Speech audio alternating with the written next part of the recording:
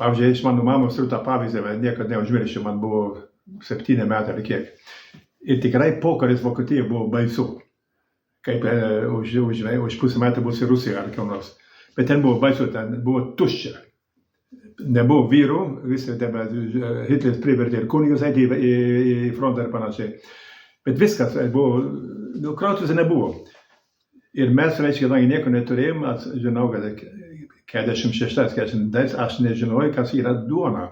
Matydavau, kad yra duona, ten kai, nors pradžioje nebuvo netikras duona, ten buvo iš kukurūzų tokia duona.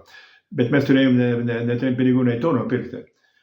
Bet duona, kur valgėm, tai buvo ten arti, buvo užimtas ten biznieriaus gražius namas, anglų kareivių. Ten kieme stovėjo tokia bačka. Ir ten, sakant, iš šiukšlės, šluodavo ten cigarečių ir paskui iš virtuvės bulvų lupinas. Ir ten kas gaudo gabalas duonos, tarp purvų. Tai tą duoną valgydavo.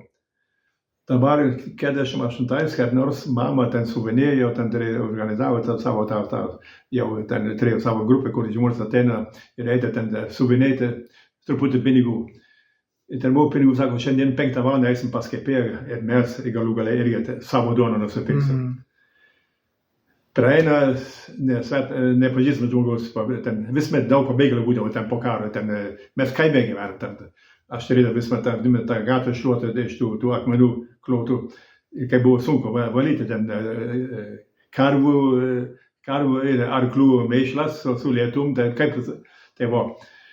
Dreba šalta, prašo pagalbos. Ir mama jiem duoda tos pinigus, kur pramatyta, mes šiandien pirksim šviežios duonos. Brolis už mane vyresnis išberė, sako, mama, mes taip džiaugiamės, dabar tu atidavė, dabar mes darysim. Nu, vaikeli, aišku, bet jiem buvo blogiau negu mums, Dievas mumis rūpinsis. Aš drįsau pasakyti daug kur, man šitas mamos pavyzdys buvo panašiai kaip 4 metai teologija Romoje. Yeah. Tai buvo.